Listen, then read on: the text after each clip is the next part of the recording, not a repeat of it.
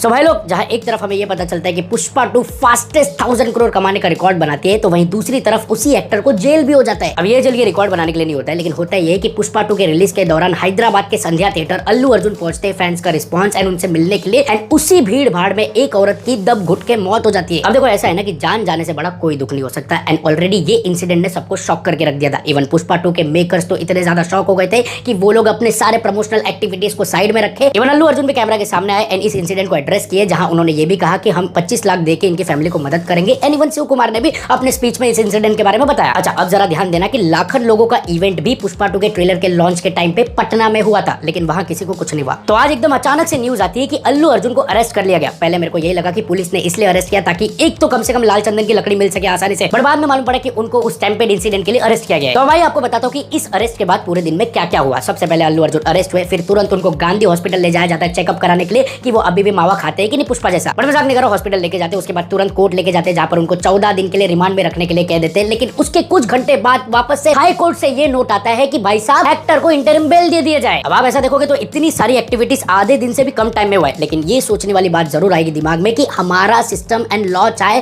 तो इतना फास्ट भी काम कर सकता है। बट वो कहां छोटे केसों में ध्यान देंगे, लाइमलाइट तो एक्टर्स के बीच में ही मिलती है। अब ऐसा है ना कि पुलिस वालों को भी पता था कि अल्लू अर्जुन छूटने वाले, बट वही है ना कि भीड़ में फोटो नहीं मिल पाता, इसलिए एक्टर से अकेले में फोटो लेना था। इतनी स्पीड से अगर अतुल सुभाष के केस पे ध्यान दिया होता ना, या इतनी ही स्पीड से कोलकाता रेप केस में या कोई भी केस पे ध्यान दिया होता ना, तो हक से उम्मीद से जीते, ना कि डर के या इग्नोर करते हुए। ऑनेस्टली सेइंग, मैं तो डरता हूं यार, मैं अपने पॉजिटिव कानून से भी डरता हूं, लेकिन उससे ज्यादा मैं इस चीज से डरता हूं कि कल का मेरे साथ कुछ हो जाए तो साला मेरे को कितना सफर करना पड़ेगा जस्टिस पाने के लिए। अच्छा, आज के इंसिडेंट की आपको एक और न्यूज बताऊं तो वो जो औरत थी जिनका डेथ हुआ, उनके घर वाले या उनके हस्बैंड को पता भी नहीं था कि अल्लू अर्जुन अरेस्ट होने वाले। अब इससे आगे तो आप समझदारी हो। एनीवेज, मैं इतना ही कहूंगा कि किसी की भी जान सस्ती नहीं है, वही एक्टर्स को भी तो नहीं निकलना चाहिए, वही बेटर है। क्योंकि देखो, मैं ये इसलिए बोल रहा हूँ कि फैंस के प्यार के पागलपन में वो लोग आगे पीछे कुछ सोचते ही नहीं है। जब एक्टर्स को देख लेते तो भाई साहब कौन जाने की कब क्या घटना हो सके, या फिर अगर हो तो प्रॉपर पुलिस व्यवस्था आयोजित किया जाए, कंट्रोल किया जाए, ताकि सब सेफ रहे। तो लेट्स से आगे क्या होता है, तो यही दुआ करता हूं, यही प्रे करता हूं, सब सुरक्षित रहे, सब सेफ रहे। इसकी माँ का कोई कहां पे भी ज्यादा रिस्क रहे, मत उंगली करो इसकी माँ का, अपने जान से बढ़कर कोई कुछ नहीं है भाई। सो चलो इजाजत दो, मिलते हैं अगले वीडियो में।